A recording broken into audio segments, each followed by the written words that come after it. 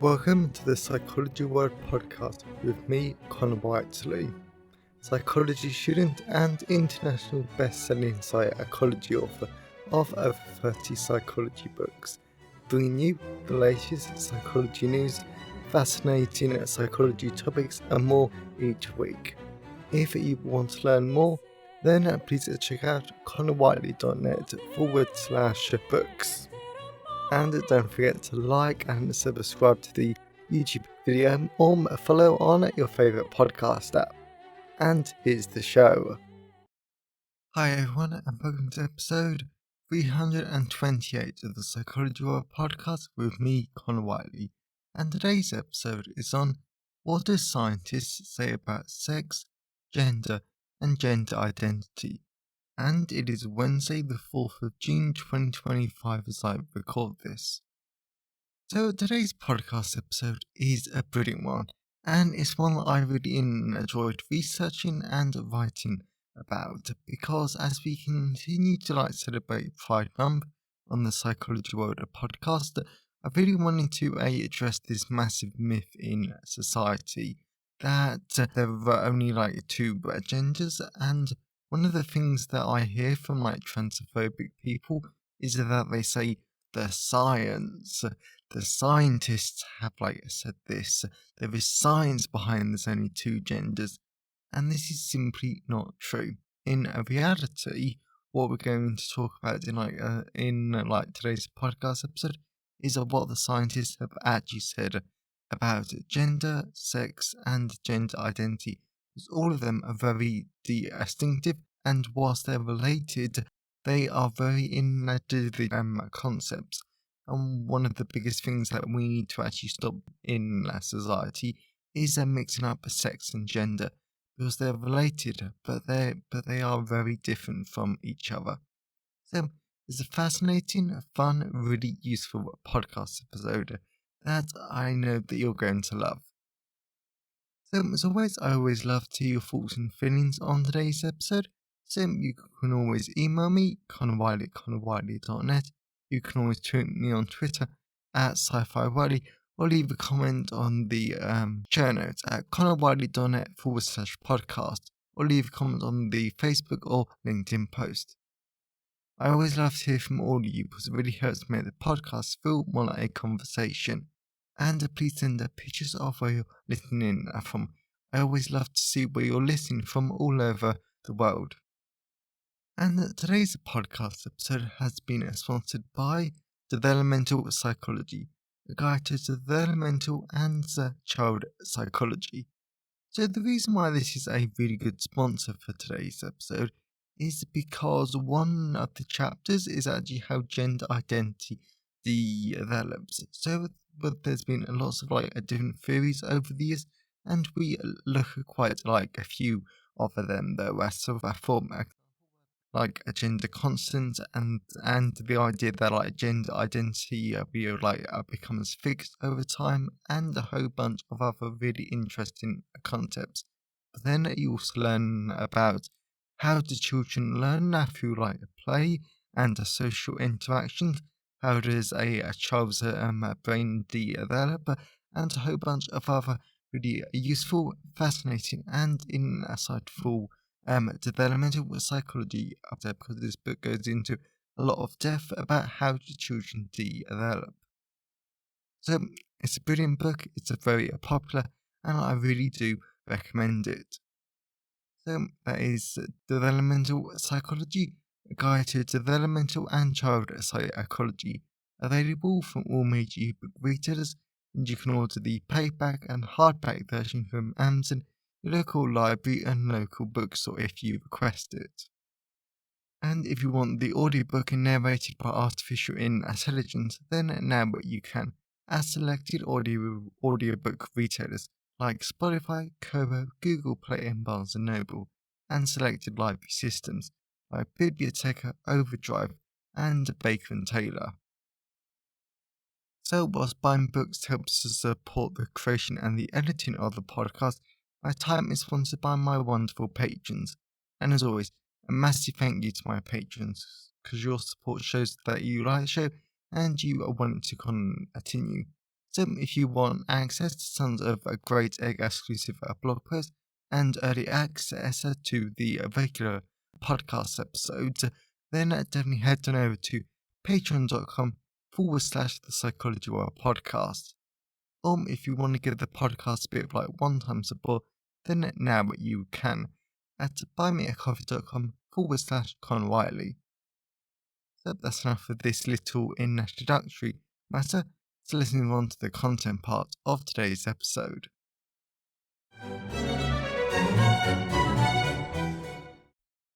So we're moving on to the content part of today's episode.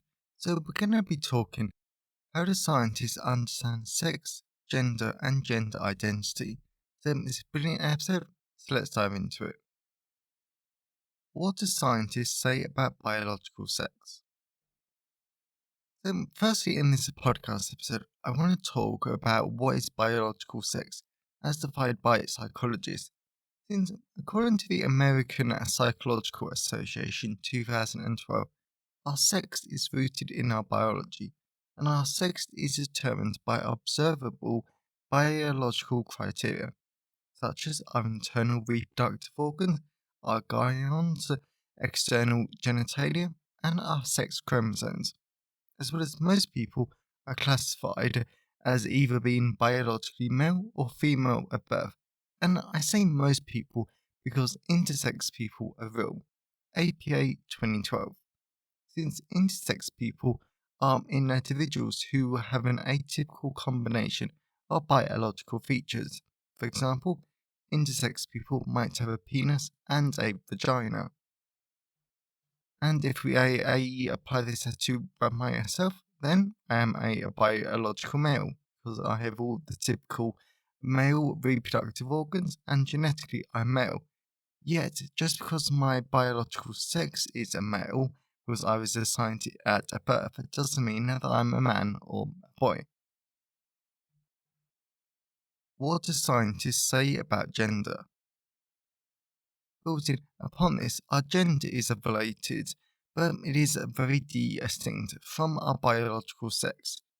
Instead of being rooted in our biology, our gender is rooted in our culture. Since the American Psychological Association defines gender as the behaviors, feelings, and attitudes that a given culture associates with our biological sex.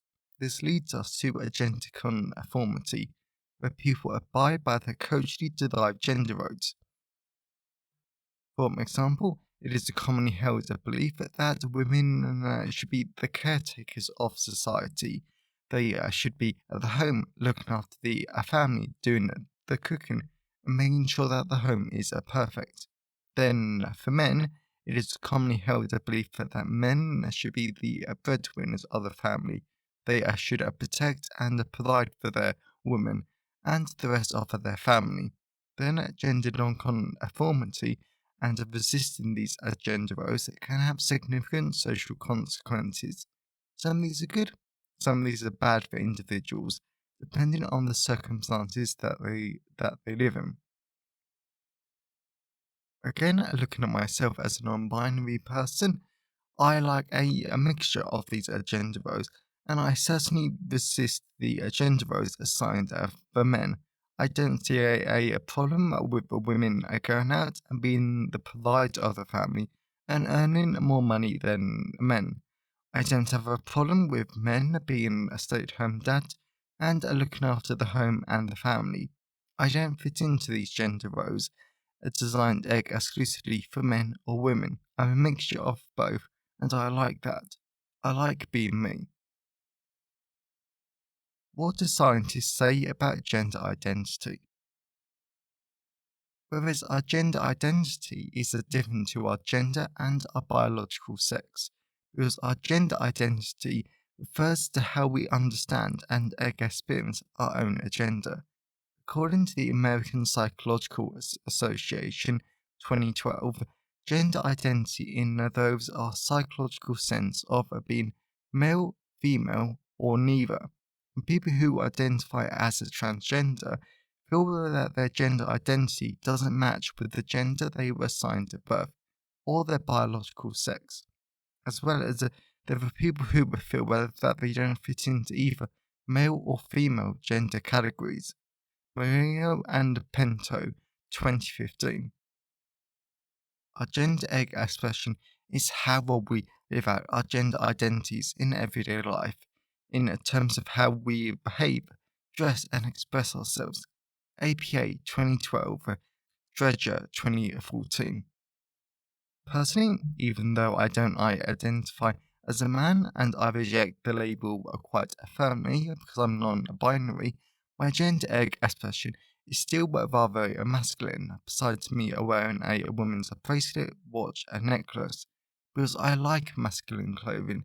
And whilst I'm trying to grow my hair out, have it longer and more feminine, my father's male genetics are a massive pain in this aspect of my social transition. Anyway, this goes to show that the way how I live out and express my gender identity is my own. It makes me happy, and that's all that matters at the end of the day. In addition, in Western culture, the male or female gender identities are the most common, and they form a dualistic or binary way of thinking about gender that typically informs the identity options that people feel are available to them. Prince and Canva, 2002. And of course, regardless of your biological sex, you can choose to closely follow the gender roles assigned to men and women by talking, dressing, and being interested in activities that are traditionally reserved for people with female or male gender identities. I know women who follow the gender roles of men, and I know men who follow the gender roles traditionally given to women. It makes them happy, it works for them and their relationships, and it doesn't harm anyone. Nonetheless, there are people who think outside the box when it comes to gender and construct identities for themselves. So they go beyond the female male binary, and this works for them. It allows them to be free, happy, and it protects their mental health. It doesn't harm society, it doesn't harm the person or their relationships, and it doesn't harm anyone. No one at all. Some examples of these non-binary gender identities not only includes myself, but my partner is a beautiful combination of masculinity and femininity. They act femininely, and they can look like a cisgender woman or man, depending on the clothes they wear or how they want to present on a given day. Then my best friend wants to become more trans feminine, and they want someone to not be able to tell what gender they are just by looking at them, because this will stop their gender dysphoria and distress that they experience. Whereas another one of my housemates is transmasculine, so they want to look more like a boy, and that's their gender expression. Yet their gender identity is more fluid, so sometimes they feel more masculine, and other days they feel more feminine, and that's okay. It is all about whatever makes the people feel comfortable, happy, and relaxed. At the end of the day, and at this podcast episode, it doesn't matter if society approves of these gender identities or not. The science is very clear. There are more than two genders. In fact, there are as many gender identities as there are people psychologically forming identities. And there might be a long-standing tradition in Western culture proposing that there are only two genders, and Western culture might only recognize male and female identities, but that is not what the science says. We need to stop mixing up gender identity and biological sex, because our sex might be limited by our biology, but our gender identity, now that, dear listener or reader, that is truly only limited by your imagination. And there is a real beauty, a real interest, and something wonderful about that. The chance where great, amazing people can just be themselves, be free, and be happy. Don't we all deserve that? I think so. Do you? So I hope that you enjoyed today's episode and you got something out of it. I know that I did it because that's something that I like about these Pride Month episodes, is that it allows me to talk about certain topics, and it also gives me a chance to correct some of these myths and misconceptions that we have in our society about what is a gender, what is biological sex, and what is a gender identity. So I always enjoy these podcast episodes, and I hope that you do too. If you know someone who would enjoy today's episode, then please share it with them. I'm always really grateful when you wonderful people help us spread the word about the podcast. And if you want to learn more, then please check out Social Psychology, a guide to social and cultural psychology, available wherever you buy books. And if you want to learn more, then please check out Developmental Psychology, a guide to developmental and social psychology, available in all the usual places. And if you want to become a patron of the show, then please head on over to patreon.com/the Psychology World Podcast. Or if you want to support the podcast on a one-off basis, then now you can at buymeacoffee.com/Connor Wiley. So, have a great day, everyone, and I'll see you next time. Found it helpful. Please remember to like the video and subscribe to the YouTube channel and follow the podcast on your favourite podcast app. And if you wanted to learn more, then please check out the backlist of the podcast episodes or my books at conwiley.net. So have a great day, and I'll see you next time.